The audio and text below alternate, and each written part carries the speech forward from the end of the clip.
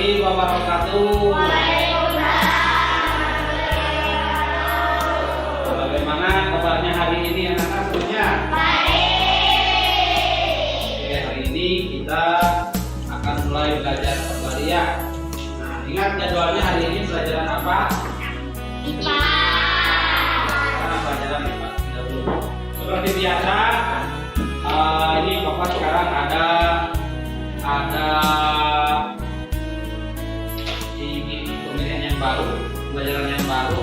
Bagaimana kalau kita buat kesepakatan kelas dulu supaya kalian belajarnya sesuai dengan keinginan kita, supaya nyaman dan mudah dipahami. Setuju? Setuju. Nah, kira-kira kalau belajar yang kalian inginkan sebelum belajar itu yang pertama apa dulu? Apa? Berdoa sebelum belajar. Bagaimana, setuju? Setuju. Jadi kita nanti sebelum belajarnya berdoa dulu. Bapak tulis dulu ya. Yang pertama berdoa sebelum belajar. Nah, kira-kira yang kedua kalian ingin apa? Saya Pak. Ya, apa? Apa? Datang tepat waktu. Datang tepat waktu. Boleh. Tulis lagi. Datang tepat waktu. Nah, untuk yang ketiga.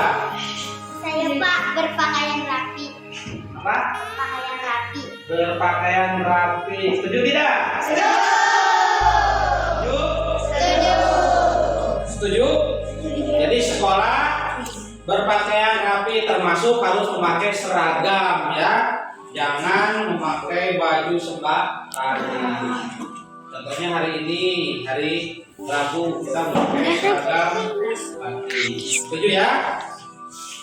Setuju. Apa tadi? Berpakaian rapi. Yang keempat siapa? Saya Pak. Dia mana? Kira-kira Pak? Saling menghormati. Saling menghormati. Bagaimana, setuju tidak? Setuju. Saling menghormati itu berarti ketika berdiskusi harus saling menghargai. Tidak boleh ya. Jadi saling tulis dulu ya. Saling menghargai. Yang kelima kira-kira ada lagi tidak? Aku Pak.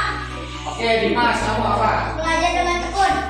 Belajar dengan tekun. Jadi belajarnya harus sungguh. Ulang dulu. Setuju tidak? Setuju. Setuju. Bapak tulis dulu, oke? Sekali lagi, Dimas, tadi apa Dimas? Belajar dengan tekun. Tekun ya, belajar dengan tekun.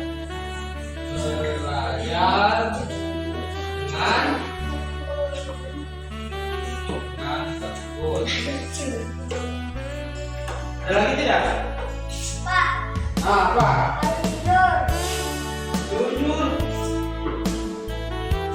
Setuju tidak? Setuju. Nah, kira-kira jujur itu apa? Kalau apa? Misalkan berkata apa adanya, misalkan ya. Apalagi kalau ulangan tidak boleh apa? Jujur sama. Setuju tidak jujur?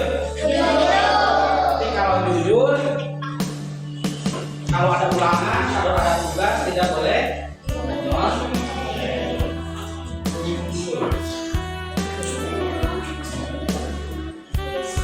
Jujur. Perlu ditambah lagi tidak? Cukup. Cukup. Nah, nanti ini yang pertama berdoa sebelum belajar, datang tepat waktu, berpakaian harus rapi, harus saling menghargai, harus saling menghormati, belajar dengan tekun, dan terakhir harus jujur. Nah, ini adalah kesepakatan yang kalian buat. Berarti kesepakatan ini harus bagaimana? Harus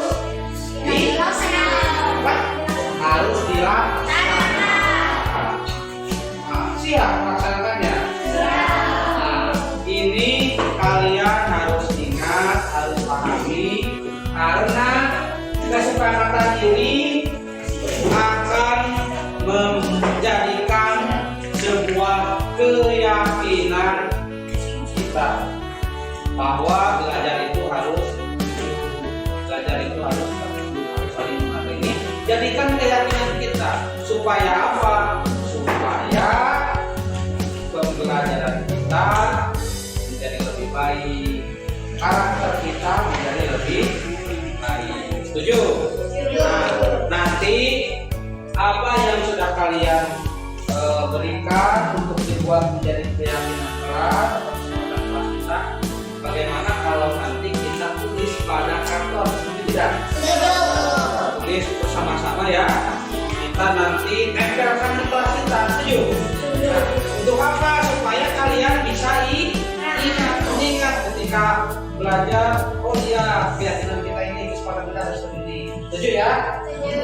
Oke, tunggu Bapak ambil dulu kartonnya di kantor, nanti satu bawa kita isi bersama-sama di sini. Oke?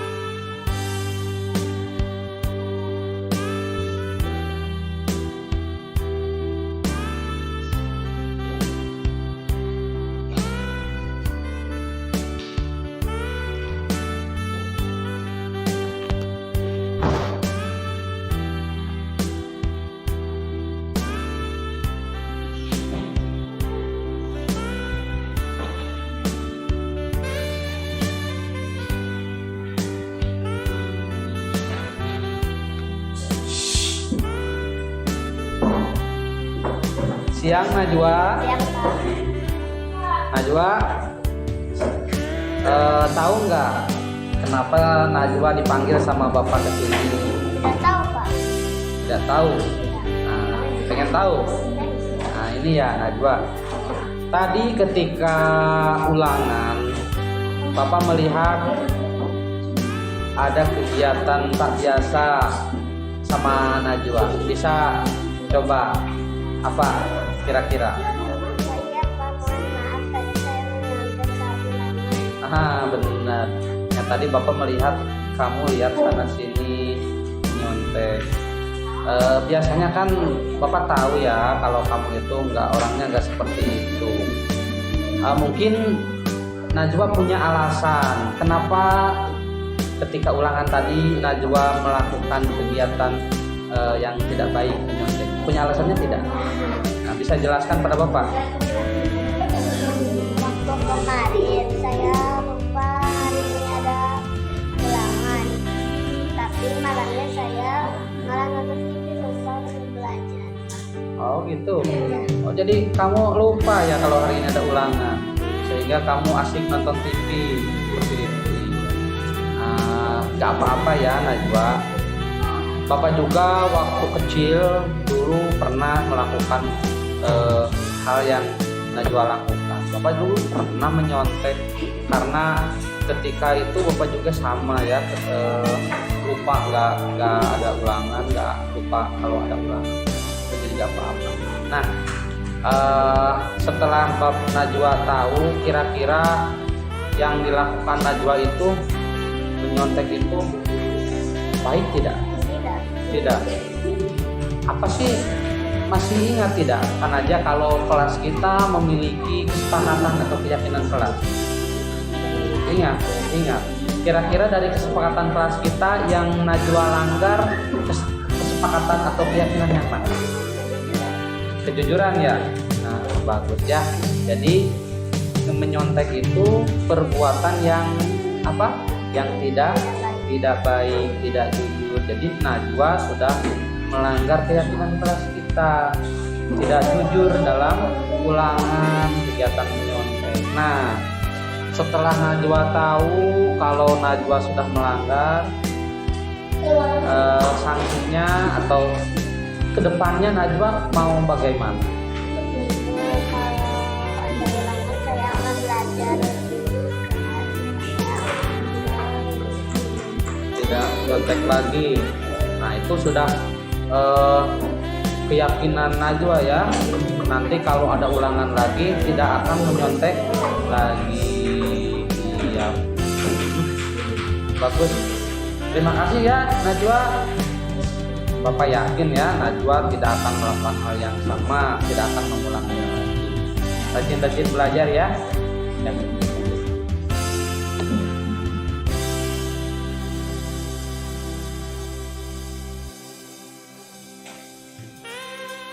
Assalamualaikum warahmatullahi taala wabarakatuh. Waalaikumsalam warahmatullahi wabarakatuh.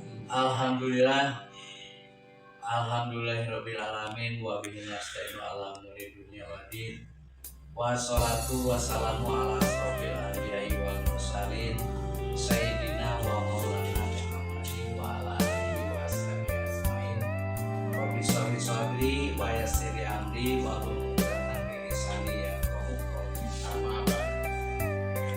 puji serta syukur marilah kita sama-sama panjatkan kehadirat Allah Subhanahu wa taala yang mana pada hari ini kita dapat berkumpul bersama dalam rangka diseminasi budaya positif yang akan dibawakan oleh AFI Nurdiana sebagai CGP angkatan yang ke-9 Kabupaten Tasikmalaya. Salawat beserta salam semoga tetap terlimpah-curahkan kepada Habibana wa Nabiyana Muhammad Sallallahu Alaihi Wasallam, kepada keluarganya, sahabatnya, tabi'in-tabi'atnya. Mudah-mudahan kita sekalian yang hadir pada kesempatan ini nanti di yaumul akhir mendapatkan syafaat darinya. Amin ya Allah. Ibu Kepala Sekolah SD Negeri Cipanyaran yang saya hormati,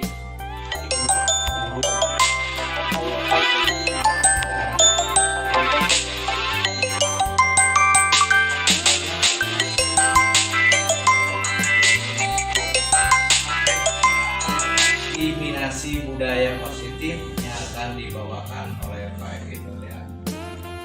Saya berdiri di sini sebagai pembawa acara yang akan memimpin acara ini. Yang pertama pembukaan, yang kedua sambutan kepala sekolah, yang ketiga diseminasi budaya yang positif yang akan dibawakan oleh Pak Evi Nurdiana selaku CGP angkatan yang ke-9. Untuk mempersingkat waktu, marilah kita sama-sama buka acara ini dengan ucapan basmalah bersama-sama. Bismillahirrahmanirrahim. Selanjutnya sambutan yang akan disampaikan oleh Ibu Kepala Sekolah, Bu Ali Lina SPD. Untuk itu kepadanya disilakan. Assalamualaikum warahmatullahi wabarakatuh. Waalaikumsalam. Alhamdulillahirabbil alamin, kita semua bisa berkumpul di sini dalam keadaan sehat walafiat. Terima kasih kepada pembawa acara yang telah menyediakan waktunya untuk acara diseminasi budaya positif. Terima kasih juga kepada rekan saya yaitu Pak Evi Nurdiana selaku CGP angkatan 9 yang sudah melaksanakan budaya positif di SDN Cipanyaran. Alhamdulillah dengan adanya program CGP yang diadakan oleh Kabupaten Tasikmalaya ini membawa pembaharuan yang lebih baik ke depannya untuk kita semua, khususnya untuk SDN Cipanyaran. Di sini telah terasa dengan perubahan yang telah Pak Evi laksanakan, yaitu sedikit demi sedikit adanya pembelajaran ke arah yang lebih baik, yang berfokus atau berhamba pada murid. Pak Evi di sini telah mempraktekkan segala hal yang dia pelajari dalam CGP angkatan 9, kemudian dia melaksanakan di SDN Cipanyaram. Di sini sangat kami rasakan kepada anak didik dan kepada rekan-rekan sejawatnya untuk membawa pembaharuan di SDN Cipanyaram. Mudah-mudahan nanti ke depannya dengan program ini Pak Epi selaku CGP Angkatan 9 membawa nama baik SDN Cipanyaram dengan adanya perubahan dari sikap ataupun dari cara mengajar dan cara untuk memfasilitasi atau merekrut atau dengan memberikan peluang kepada rekan-rekannya untuk saling berkolaborasi satu sama lainnya. Dengan adanya program ini, Pak Epi melaksanakan CGP di Angkatan 9 ini di SDN Cipanyaram dapat melaksanakan desiminasi budaya positif yang ke arah yang lebih baik. Tentunya program ini tidak bisa dilaksanakan oleh Pak Epi secara sendirian, tetapi harus adanya kolaborasi dari semua pihak yang ada di sekolah ini, termasuk anak, lingkungan, dan rekan kerja semuanya. Di sini adanya kesinambungan satu sama lainnya. Pak Epi tentunya akan memberi semangat kepada SDN Cipanyaram, dan saya selaku di sini kepala sekolah akan memberi dorongan kepada Pak Epi. Kami di sini semua memberi budaya positif kepada Pak Epi dan Pak Epi memberikan timbal balik kepada SDN Cipanyaram. Untuk itu saya doakan semoga program ini berjalan dengan lancar dan membawa hikmah yang ke arah lebih baik, tentunya dengan segala hal perubahan dan pembaharuan yang dilaksanakan oleh Pak Epi, membawa rekan kerjanya nanti semua ingin melaksanakan dan ikut serta dalam budaya positif ini. Silakan nanti Pak Epi membawa pembaharuan ke arah yang lebih baik, terapkan nanti budaya positif yang sedang atau dilaksanakan oleh Pak Epi dengan rencana dan dengan langkah-langkah yang lebih berkesinambungan tidak saja untuk hari ini tapi untuk kedepannya. Mungkin itu yang bisa saya sampaikan. Wassalamualaikum warahmatullahi wabarakatuh. Waalaikumsalam warahmatullahi wabarakatuh. Terima kasih kepada Ibu Leli Herina selaku Kepala Sekolah SDN Cipanyaram yang telah memberikan arahan dan sambutannya, terutama kepada Pak Epi selaku CGP Angkatan yang ke-9. Dan mudah-mudahan kita semua juga bisa ikut melaksanakan kegiatan yang dilaksanakan oleh Pak Epi, dan mudah-mudahan juga ke depannya teman-teman atau rekan-rekan yang lain juga bisa mengikuti jejak langkah Pak Epi selaku CGP Angkatan yang ke-9 dan angkatan yang berikutnya mungkin Ibu dan Bapak yang bisa mengikuti kegiatan. Selanjutnya sampailah kepada penyampaian materi desiminasi budaya positif yang akan disampaikan oleh Pak Epi Dudiana. Itu kepadanya dipersilakan. Assalamualaikum warahmatullahi wabarakatuh.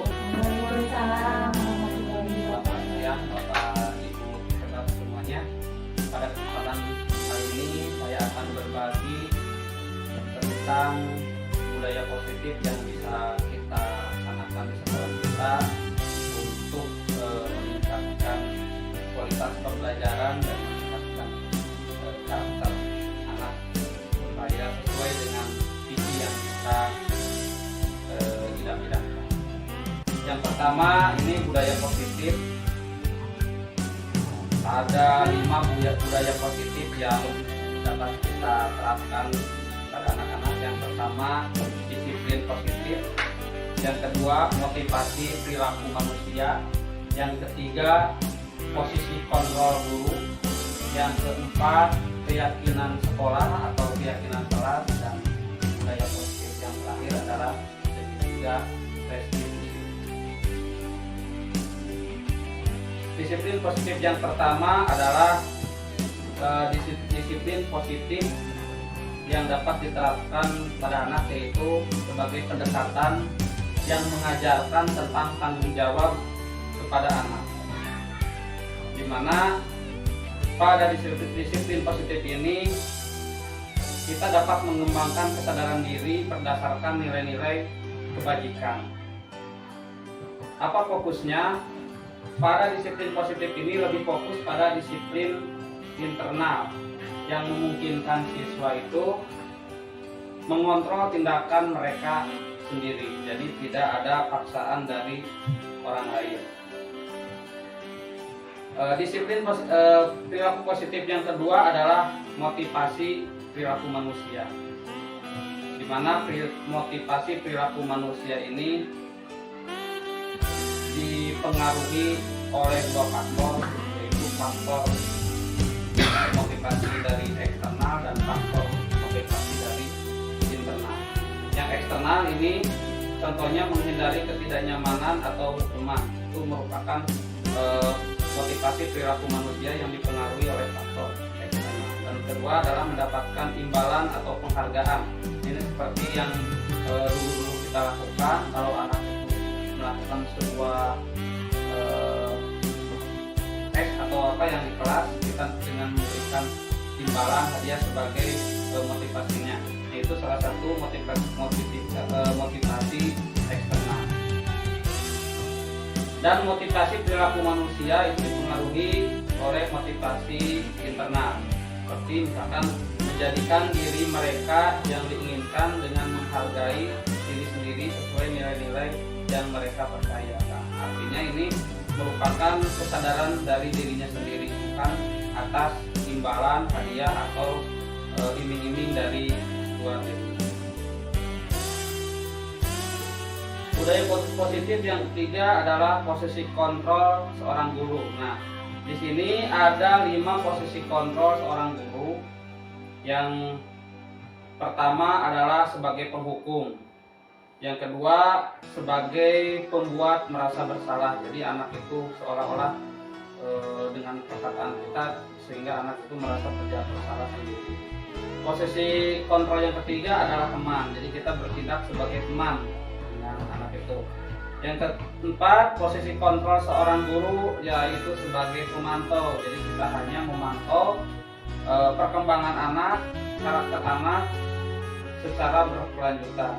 Dan yang kelima, posisi kontrol sebagai manajer.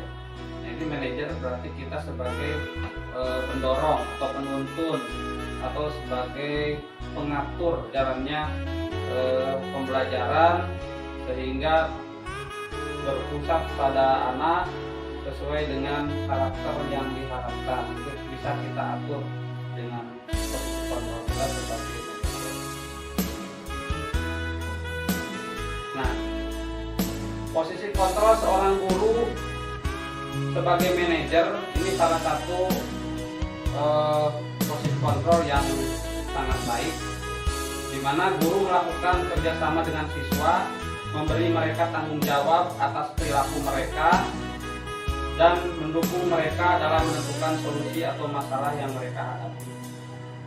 Posisi kontrol guru sebagai manajer mengacu pada restitusi yang memungkinkan siswa menjadi manajer bagi diri mereka sendiri dan menciptakan identitas positif serta keberhasilan dalam diri mereka.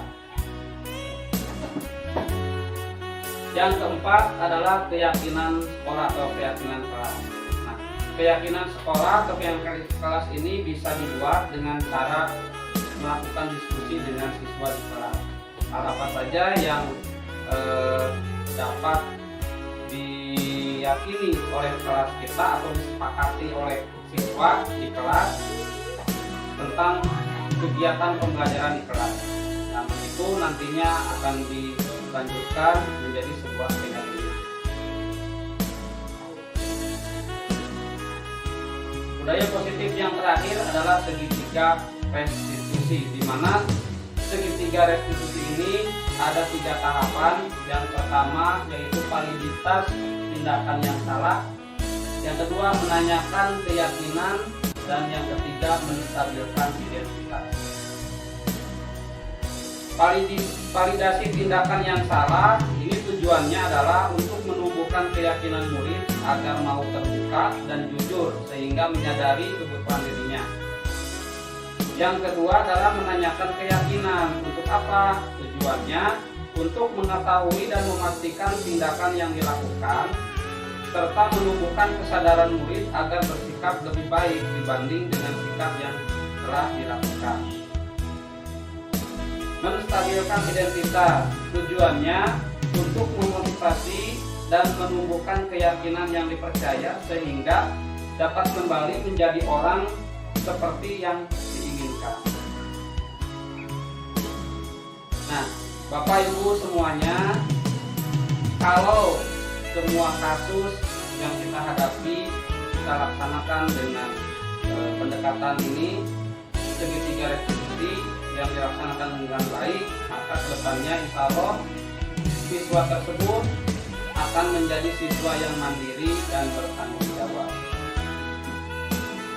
Demikian yang dapat saya sampaikan tentang budaya positif di sekolah. Semoga dapat bermanfaat untuk kita semua. Assalamualaikum warahmatullahi wabarakatuh.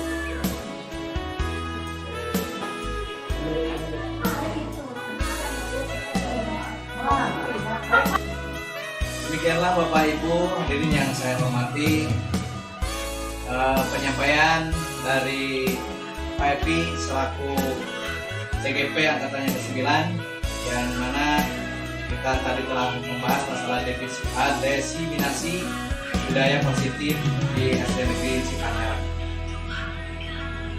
Alhamdulillah acara demi acara telah kita lalui dan telah sampailah kepada acara penutupan itu, atau marilah kita bersama-sama mengucapkan hamdalah. Alhamdulillah. Ya, Assalamualaikum Bu Puji, maaf. Ini kan pertanyaannya tadi tentang desiminasi ya. Desiminasi yang sudah dilaksanakan tadi. Ini untuk video call-nya sama tangkapan layarnya mohon izin untuk direkam, nggak apa-apa. Iya boleh, silakan. Ya ini nanti mau dijadikan ditambahin buat tugas, karena ini ada hubungannya dengan tugas yang akan saya kumpulkan nanti. Ya nggak apa-apa ya Bu Puji ya. Bisa diulangi pertanyaannya tadi apa Bu Puji? Ya gini, tadi kan terkait kita tidak boleh memberikan hukuman kepada peserta didik. Nah, saya masih belum paham, soalnya kan saya biasanya ada salah satu kegiatan yang memberikan hukuman kepada anak, meskipun hukuman itu bersifat mendidik, bukan hukuman fisik seperti itu. Tapi kan tadi dijelaskan tidak boleh memberi hukuman, jadi saya masih bingung apakah benar-benar memberi hukuman meskipun hukumannya bersifat mendidik. Jadi saya minta dijelaskan kembali supaya lebih paham, dan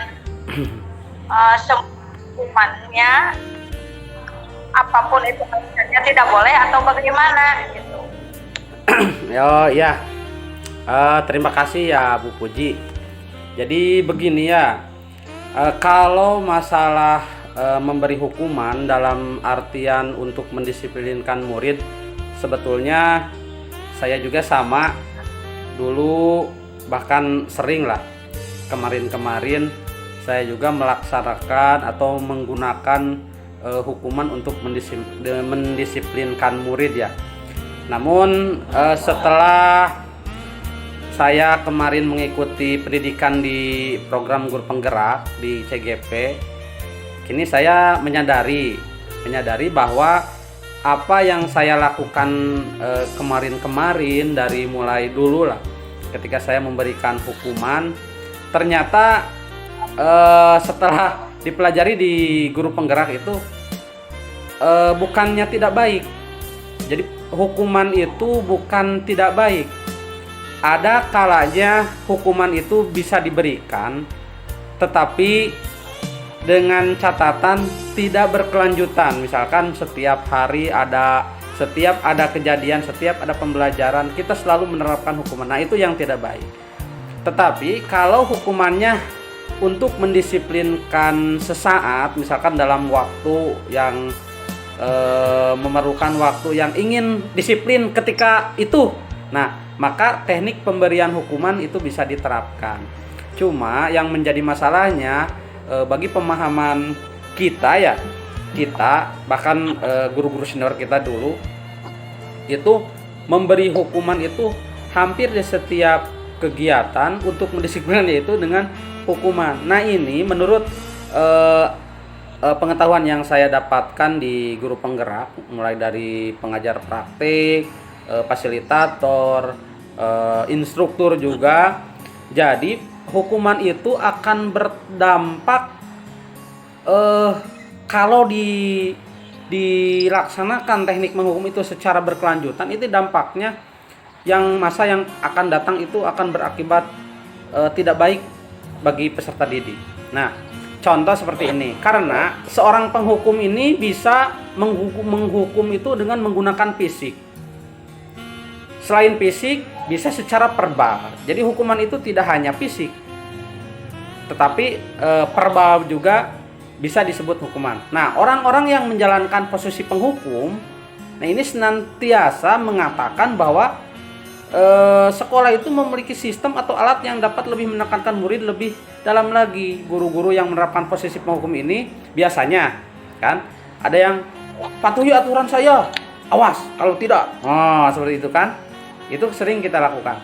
Nah, contoh penghukum yang secara tidak terasa kita seperti memberikan sebuah verbal misalkan. Secara tidak langsung, contoh seperti ini. Kamu selalu saja salah. Nah, kata-kata itu secara bagaimana ya? Itu kan kita tidak merasa kalau kita sedang menghukum anak. Meskipun dengan kata-kata verbal. Kamu selalu saja salah. Misalkan ada anak di kelas. Kamu selalu aja salah. Selalu saja salah. Kapan benernya sih kamu? Nah, itu adalah kata-kata penghukum bagi anak. Nah, jika kita sebagai guru sering melontarkan kata-kata seperti itu, seperti yang barusan, nah itu akan berdampak negatif pada karakter anak, penjiwaan anak. Seperti itu. Jadi anak akan merasa bersalah, akan merasa ini saya selalu salah. Bahkan ada tidak menutup kemungkinan kalau hukuman secara fisik itu akan membuat anak menjadi pendendam.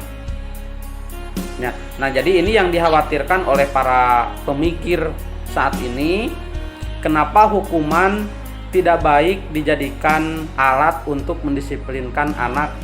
Nah, jika dilakukan secara terus-menerus berkelanjutan. Tetapi jika hukuman ini dilaksanakan hanya sekedar untuk mendisiplinkan ketika itu saja, itu tidak apa-apa. Nah, lalu hasilnya apa? Kenapa penghukum sangat tidak dianjurkan dalam pendidikan guru penggerak kemarin? Jadi yang dikhawatirkan ini kemungkinannya itu murid yang tadi juga saya katakan ya, murid itu gampang marah, mendendam, bersifat agresif. Nah, bisa jadi sudah kembali duduk. Nah, jadi murid tersebut akan misalkan ada mencoret-coret bukunya. Nah, itu efek dari tindakan kita sebetulnya. Misalkan karena dia ingin melampiaskan dendamnya kepada guru, tidak berani, tidak bisa, yang akhirnya dia menjahili temannya, mencoret-coret buku teman, menyobeknya. Nah, itu ada kemungkinan efek dari tindakan hukuman yang kita berikan kepadanya. Nah, lebih buruk lagi, misalkan nih ada kejadian lebih buruk lagi jika sepulang sekolah murid tersebut merusak benda-benda milik orang lain di lingkungan masyarakat. Nah, itu yang dikhawatirkan. Lalu apa solusinya? Nah, solusinya lalu bagaimana? Jadi Ibu Puji ya, sebetulnya ada 5 posisi kontrol yang dapat kita laksanakan yang berdampak pada murid untuk mendisiplinkan budaya positif. Yang pertama, penghukum tadi akan berdampak baik jika dilakukan hanya seketika, jadi tidak berlama. Yang kedua, ada posisi kontrol itu ada pembuat rasa bersalah. Jadi posisi ini biasanya guru itu bersuara lembut, tidak marah, tidak seperti menghukum. Bersuara lembut. Jadi pembuat rasa bersalah ini akan menggunakan keheningan membuat orang lain merasa tidak nyaman, bersalah, rendah diri. Kata-kata yang keluar itu lembut sekali, tidak seperti marah-marah. Misalkan seperti ini. Kalau ibu-ibu biasanya, ibu sangat kecewa sekali dengan kamu. Tidak marah-marah, dengan bahasa yang lembut. Berapa kali bapak harus memberitahu kamu ya? Gimana coba? Kalau orang tua kamu tahu perbuatan kamu begini, itu kan tidak marah-marah. Kita biasa-biasa aja. Nah, posisi kontrol ini akan membuat anak itu merasa bersalah sendiri. Ya, nah kita biasanya sering melakukan gitu karena kita tidak ingin marah, tetapi maksud kita sih sebetulnya baik ya, ingin membuat anak itu merasa bahwa apa yang dia lakukan itu salah gitu, sadar diri lah intinya. Nah, namun posisi kontrol ini memang tidak bisa efektif untuk jangka waktu yang lama juga sih. Jadi hasilnya ini kalau kita sering melakukan posisi kontrol sebagai pembuat merasa bersalah seperti tadi yang dicontohkan, jadi hasilnya nanti anak ini akan merasa bersalah telah mengecewakan gurunya misalkan. Nah, murid ini akan merasa menjadi orang yang gagal, tidak sanggup membahagiakan orang lain lah, intinya seperti itu. Nah, kadangkala sikap seperti ini lebih berbahaya dari sikap penghukum. Loh, kok kenapa lebih bahaya dari penghukum? Nah, karena emosi itu akan tertanam rapat dalam diri anak. Dia akan menahan perasaannya. Dipendem lah. Kalau menurut bahasa Sunda dipendem. Dia akan menahan perasaannya, tidak mau mengutarakan perasaannya. Kalau seperti itu, karena dia merasa bersalah, tidak mau bercerita kepada. Nah, itu yang lebih berbahaya dari penghukum. Nah, ini tidak seperti murid dengan guru penghukum, di mana murid bisa menumpahkan amarahnya. Kalau penghukum kan guru secara terang-terangan, misalkan marah-marah atau gimana. Nah, kalau merasa bersalah dengan lembut tetapi menusuk sebetulnya itu. Jadi ini akan lebih berbahaya dari penghukum. Ini murid akan menjadi tertekan seperti. Nah, inilah yang tiba-tiba bisa meletus amarahnya dan bisa menyakiti diri sendiri atau bahkan bisa menyakiti orang lain. Nah, itu efek dari posisi kontrol guru sebagai pembuat rasa bersalah kepada anak. Lalu ada posisi kontrol yang ketiga, yaitu posisi teman sebaya. Teman sebaya. Posisi kita sebagai teman maksudnya ya. Maaf. Nah, lalu apa posisi kontrol sebagai teman? Ini ada guru ini bisa berada posisi sebagai teman, tidak akan menyakiti murid. Jadi guru pada posisi ini tidak akan menyakiti murid. Namun akan tetap berupaya mengontrol murid melalui persuasi, ya. Jadi posisi teman pada guru bisa negatif ataupun positif. Nah, positif di sini berupa apa? Hubungan baik yang terjalin antara guru dengan murid. Nah, ini seolah-olah kita sebagai teman. Nah, biasanya ini diterapkan lebih cocoknya dengan anak-anak yang sudah dewasa biasanya. Posisi kontrol sebagai teman ini. Jadi seolah-olah murid ini teman kita lah gitu. Biasanya di SMP, SMA, kalau SD mungkin bisa diterapkan di kelas 6. Kelas 6, kelas 5 lah, kelas atas mungkin bisa diterapkan secara efektif. Kalau di kelas bawah bisa-bisa saja, tapi mungkin melihat perkembangan anaknya dulu. Bahkan kelas bawah juga kan ada sebagian anak yang sudah melihat meskipun usianya masih kecil, tapi sudah ada dewasa lah. Misalkan ada yang sebagian seperti. Nah, guru di posisi sebagai teman ini menggunakan hubungan baik dengan humor dengan mempengaruhi seseorang. Contohnya misalkan begini, ayo bantulah demi bapak ya. Nah, bantulah, ayo bantulah sambil dirangkul misalnya. Itu kan posisi, ayo sini bantu demi bapak ya. Ayo ingat misalkan, ayo ingat tidak bantuan bapak selama ini misalkan. Ini sudah kali ini tidak apa-apa misalkan, nanti ibu bereskan. Itu kita kan sebagai teman membantu anak. Itu ya. Jadi anak itu merasa selain teman-teman, dia memiliki teman yang lebih super, yaitu gurunya. Nah, lalu apakah ada hal negatif dari posisi teman? Ada tidak? Kira-kira? Ada. Ada. Apa contohnya? Jadi kadang peserta didik bisa melunjak. Benar. Iya. Benar. Jadi dengan posisi kita sebagai teman, tetap harus ada kontrol diri juga. Nah, kalau kita kebablasan, nah ini anak-anak bisa kalau bahasa Sunda itu ngalunyak. Benar. Jadi seolah-olah tidak ada batasan antara guru dan siswa. Nah, itu kalau kita tidak memiliki pembatas sebagai kontrol diri. Nah, negatif posisi teman. Jadi bila suatu saat guru tersebut tidak membantu, ngelunyak, maka murid akan kecewa dan berkata, saya pikir, misalkan contoh nih, saya pikir bapak atau ibu teman saya, suka membantu saya, kok sekarang tidak bantu saya misalkan. Nah, ngelunyak, namun cek bahasa Sunda. Nah, itu karena kalau secara sisi negatifnya seperti itu. Namun posisi kontrol ini bisa digunakan? Ya bisa, tetap. Sepanjang kita bisa mengontrol diri kita, membatasi posisi kita dengan anak.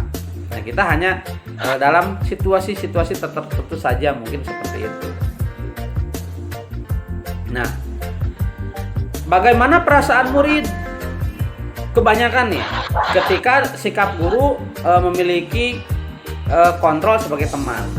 Nah, jadi kalau kita sering melakukan pendisiplinan, posisi kontrol kita sebagai teman, ini hasilnya ini murid akan merasa senang kan?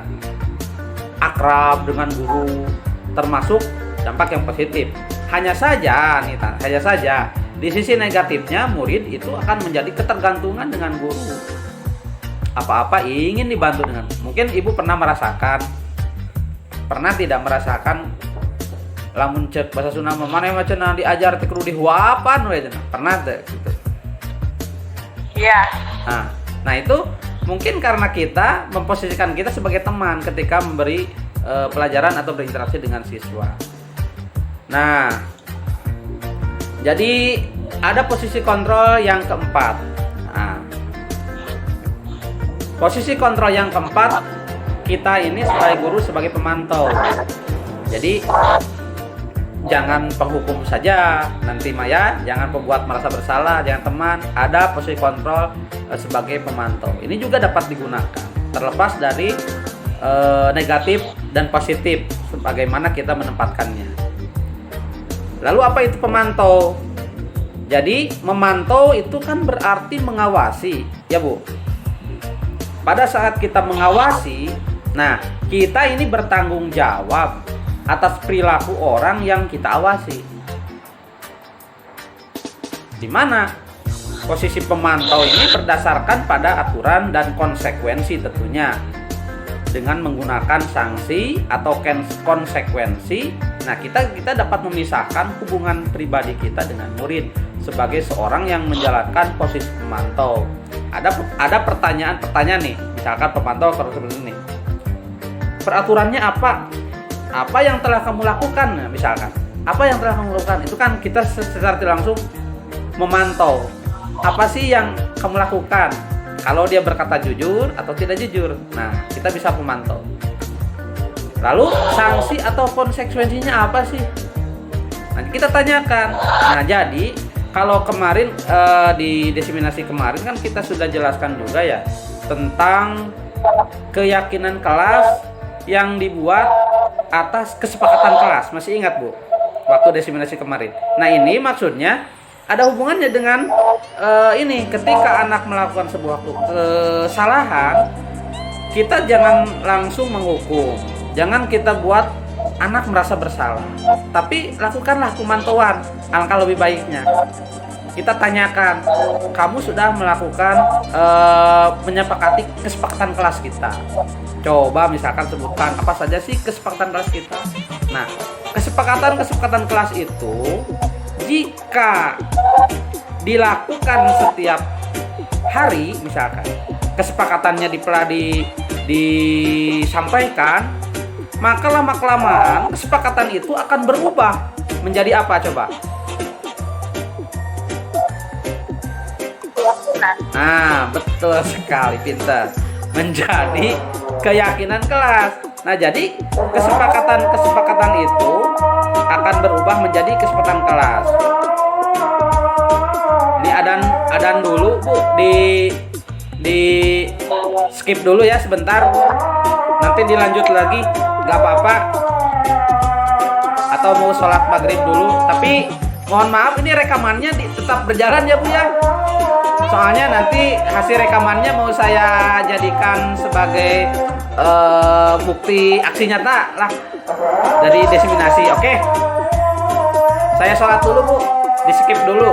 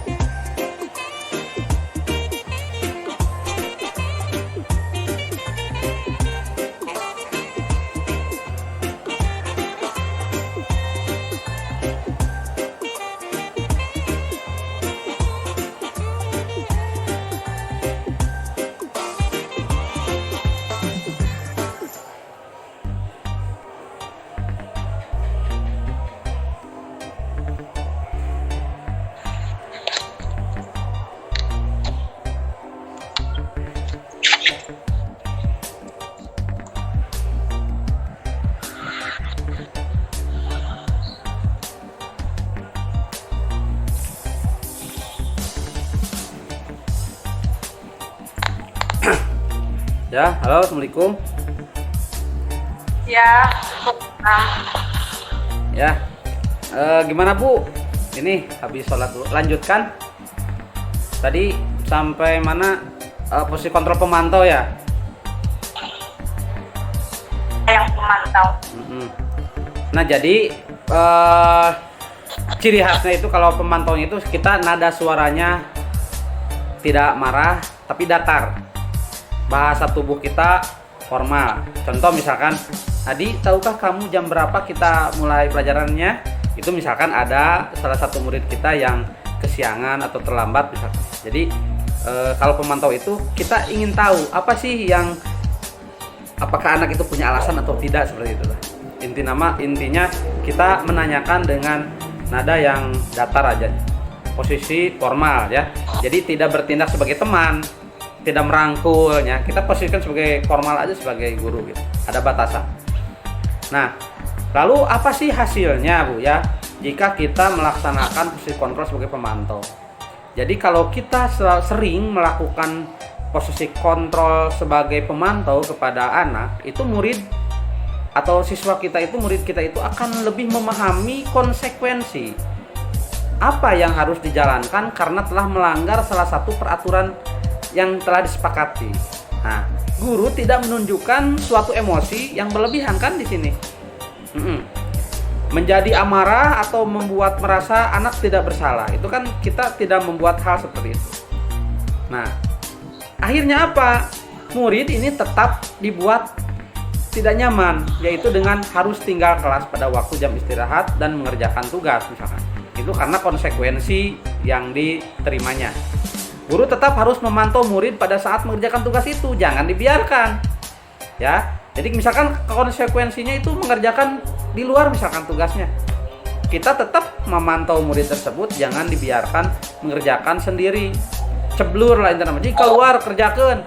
Bari urang cicing we di jero teu ditoong-toong. Nah, seperti itu.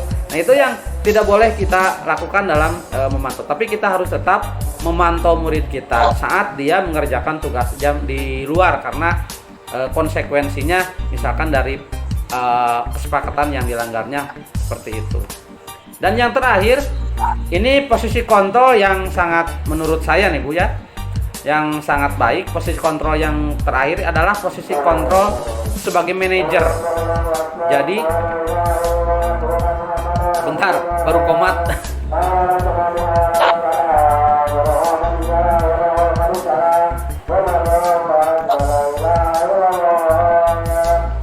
Nah, yang terakhir ini posisi kontrol yang terakhir, yaitu posisi kontrol sebagai manajer Bu. Posisi manajer, kalau bahasa kerennya itu sebagai manajer itu pemimpin pembelajaran. Di mana posisi manajer ini Bu, posisi di mana guru berbuat sesuatu itu bersama dengan murid. Mempersilahkan murid mempertanggungjawabkan perilakunya, mendukung murid agar dapat menemukan solusi atas permasalahannya sendiri. Jadi yang menentukan solusinya dia, gitu. Tidak diberikan solusinya oleh kita sebagai guru, tapi dia mencari atau menemukan solusinya permasalahannya sendiri. Nah, guru atau seorang manajer ini telah memiliki keterampilan posisi teman, posisi pemantau. Jadi kalau kita bisa menguasai diri atau bisa memposisikan kita sebagai teman, bisa memposisikan sebagai pemantau, nah maka inilah posisi kontrol yang terakhir, disebut posisi kontrol manajer. Jadi posisi teman sudah kita kuasai, maka kita sudah bisa disebut dengan posisi kontrol manajer. Jadi kesimpulannya itu posisi kontrol manajer itu posisi yang posisi kontrol yang sudah kita kuasai, itu posisi sebagai teman dan pemantau. Nah, dengan demikian bisa di waktu-waktu tertentu kembali dua posisi tersebut itu diperlukan, teman dan pemantau itu. Kapan kita memposisikan sebagai teman, kapan kita memposisikan sebagai pemantau, seperti itu. Nah, namun bila kita menginginkan murid kita menjadi manusia yang merdeka, atau mandiri bertanggung jawab, maka lebih baik itu diberikan sebuah restitusi kepada anak.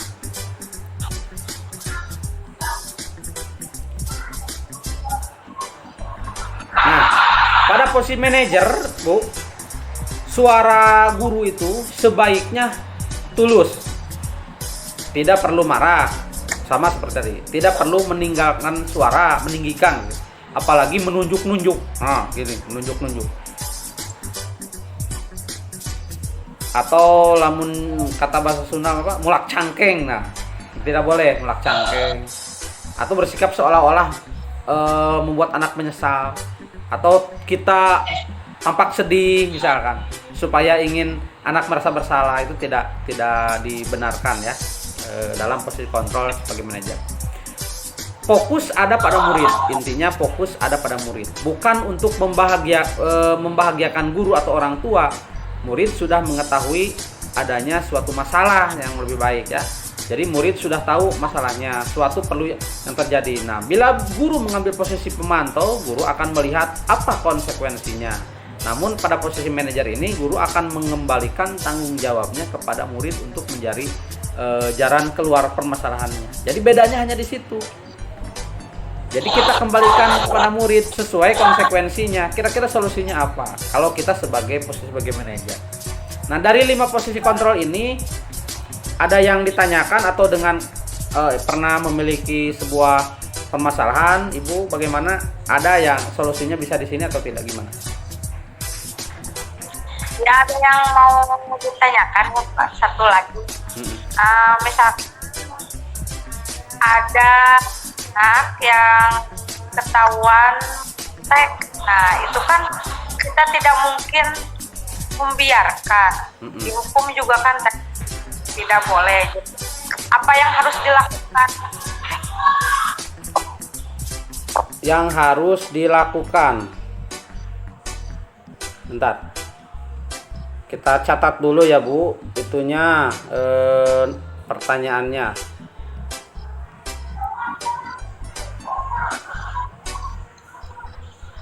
Nah, kita bacakan kembali.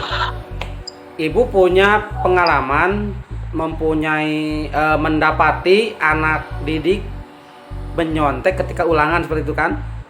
Nah, tadi disebutkan kalau diberi hukuman katanya tidak boleh. Nah, apa yang lebih baik atau seharusnya dilakukan? Jadi begini Bu, dalam menangani kasus anak yang memiliki masalah, misalkan yang menyontek, ini yang dapat kita lakukan adalah dengan pendekatan atau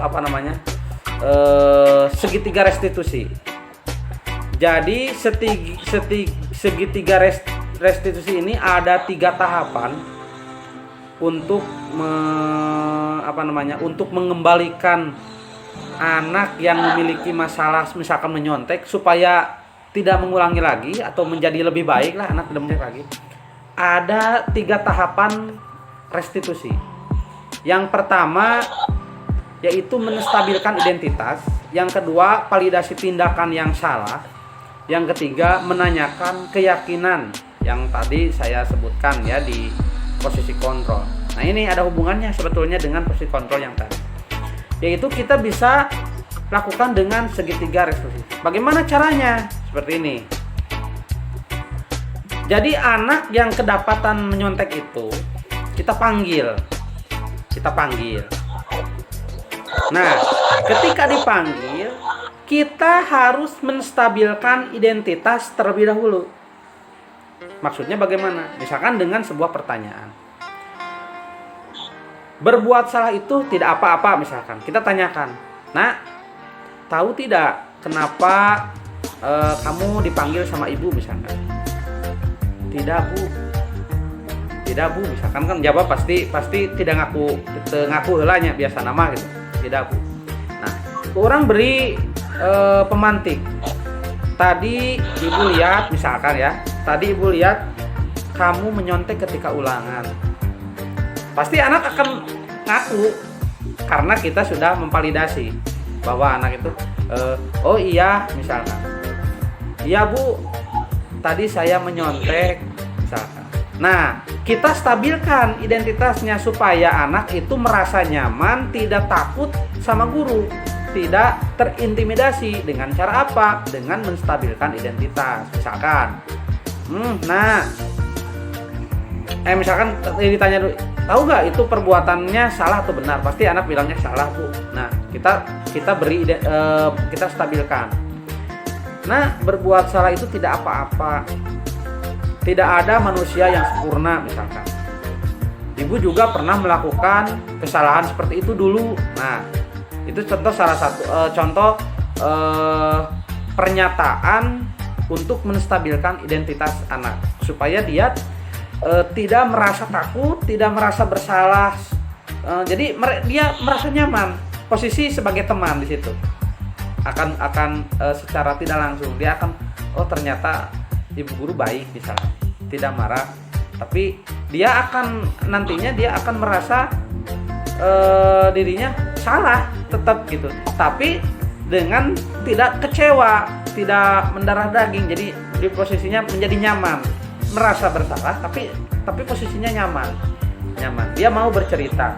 Nah, bapak ibu tidak tertarik misalkan dengan yang kesalahan kamu misalkan, jadi karena dulu juga misalkan dengan lalu bisa dilanjutkan setelah anak merasa nyaman dengan kesalahannya, dia tahu kesalahannya tapi nyaman, kita lanjutkan dengan validasi tindakan yang salah, divalidasi lagi. Misalkan contoh seperti ini, padahal kamu bisa loh melakukan hal yang baik, ibu yakin kamu bisa yo tidak menyontek misalkan. Apakah ibu yakin kamu tidak bisa kalau tidak menyontek? Apa kamu punya alasan kenapa kamu menyontek misalkan? Jadi kita ingin mengungkapkan anak punya alasan. Kita ingin tahu alasannya kenapa. Misalkan siapa tahu kan? Kita tidak tahu misalkan dia tidur atau kemarin tidak menghafal misalkan. Kita kan tidak tahu. Jadi jangan langsung menghukum. Tidak tahu alasannya. Nah, kita harus tahu alasannya. Ini dari tahapan segitiga restitusi yang kedua. Kita ingin tahu alasan. Misalkan kamu pasti punya alasan mengapa melakukan. Nanti anak bercerita alasannya gimana. Nah, setelah itu bisa diyakinkan kalau anak sudah memberikan alasan, anak bisa diyakinkan tentang keyakinan kelas yang sudah dibuat di kelas, kesepakatan kelas. Maksud saya kesepakatan kelas. Jadi ini pentingnya membuat kesepakatan kelas di sekolah.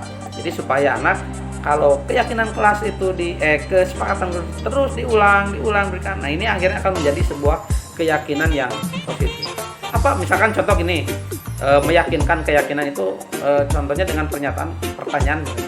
Apa yang kita percaya sebagai keyakinan kesepakatan kelas di kelas kita. Nah, itu misalkan nilai kejujuran kan disebutan nilai-nilai keyakinan, misalkan ada kejujuran, tanggung jawab misalkan. Nah, terus kita lanjut dengan pertanyaan selanjutnya. Nilai apa sih misalkan kalau kamu menyontek tadi yang sudah kamu langgar dari kesepakatan kelas kita? Nah, anak pasti akan menjawab kejujuran yang sudah dilanggar. Secara tidak langsung anak menyadari bahwa kegiatan menyontek yang dia lakukan itu melanggar keyakinan kelas, kesepakatan kelas, itu nilai kejujuran yang dia langgar. Nah, terakhir tanyakan. Nah, kamu kan sudah tahu misalkan bahwa menyontek itu perbuatan yang tidak baik, melanggar kesepakatan kelas kita, yaitu tidak jujur, apa yang kamu katakan barusan juga. Nah, terakhir nih, misalkan ibu terakhir aja nih nanya nih, kira-kira nih solusi apa yang akan kamu lakukan nanti supaya kegiatan menyontek ini tidak terulang lagi. Nah, itu kan anak nanti akan menjawab, menemukan solusinya sendiri. Tidak kita harus ini. Nah, pasti anak akan berpikir supaya tidak menyontek lagi gimana. Nah, ini anak, kalau anak yang keseringan ditanya pasti akan menjawab, ya Pak, misalkan ya Bu, saya nanti akan belajar, lebih giat lagi belajar. Nah, biasanya kalau anak sudah menyebutkan dengan kata-kata sendiri solusi, nah itu anak akan menghafal sendiri di rumahnya tanpa disuruh. Anak saya juga seperti itu di rumah. Kalau dulu sih seperti itu, tapi setelah dicoba seperti itu beberapa hari bulan minggu ke belakang, kalau ada PR misalkan sudah tidak ditanya lagi. Kadang-kadang saya lihat, Kak lagi ngapain? Lagi ngerjain PR. Oh berarti benar gitu, seperti itu. Nah seperti itu Bu, mungkin bisa membantu pertanyaan unek-unek yang Ibu bawa sampai ke rumah dari diseminasi kemarin di sekolah. Dan terima kasih, mungkin dengan adanya pertanyaan ini dapat menambah tugas saya. Gimana Bu, ada pencerahan tidak? Ya, saya sekarang sudah paham. Jadi refleksinya gimana nih? setelah mengetahui 5 posisi kontrol dan segitiga resolusi. Nah, kira-kira kedepannya Ibu akan melakukan hal yang bagaimana nih? Mau dicoba tidak di kelasnya? Kalau misalkan anak membuat kesalahan, berarti kita tidak boleh langsung menghukum, tapi harus melakukan melalui tadi posisi kontrol tadi, melalui yang segitiga restitusi itu ya. Ya. Jadi Ibu siap melakukannya? Dicoba ya? Iya. Ya. Iya, bagus. Ada lagi yang ditanyakan tidak? Sudah cukup, Pak. Oh iya, ya terima kasih ya. Terima kasih ya Bu Puji atas video call-nya. Ini sangat membantu saya dalam penugasan. Mungkin buat aksi nyata saya ini akan diupload. Izin ya Bu Puji, nanti video rekamannya ini nanti saya akan share, izin ya. Ya, silakan Pak. Ya, semangat Bu Puji, semoga posisi kontrol 5 posisi kontrol dapat dipahami dan segitiga restitusi dapat dilaksanakan, dipraktekkan di kelas Ibu Puji. Terima kasih Bu Puji. Ya Pak, sama-sama. Ya. Assalamualaikum warahmatullahi wabarakatuh. Terima kasih saya ucapkan kepada Bapak Evi Nurdiana yang telah melaksanakan program Guru Penggerak. Penerapan budaya positif dan disiplin sekolah di SDN Cipanjarang adalah langkah yang sangat penting. Ini adalah komitmen bersama kami untuk menciptakan lingkungan belajar yang lebih positif dan mendukung perkembangan karakter siswa. Saya sangat bangga dengan upaya bersama praktisi guru SDN Cipanjarang dan siswa kami dalam menjadikan sekolah ini sebagai tempat yang lebih baik untuk belajar dan tumbuh bersama. Salam Guru Penggerak. Assalamualaikum warahmatullahi wabarakatuh. Terima kasih saya ucapkan pada Pak Evi yang telah berbagi ilmu pengetahuan dan praktik baik tentang budaya positif di lingkungan sekolah. Kami melihat perkembangan karakter siswa semakin kuat. Budaya positif dapat membuat siswa lebih peduli satu sama lain, belajar untuk bertanggung jawab atas tindakan mereka.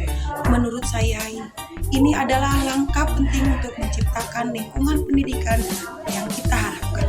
Terima kasih. Wassalamualaikum warahmatullahi wabarakatuh.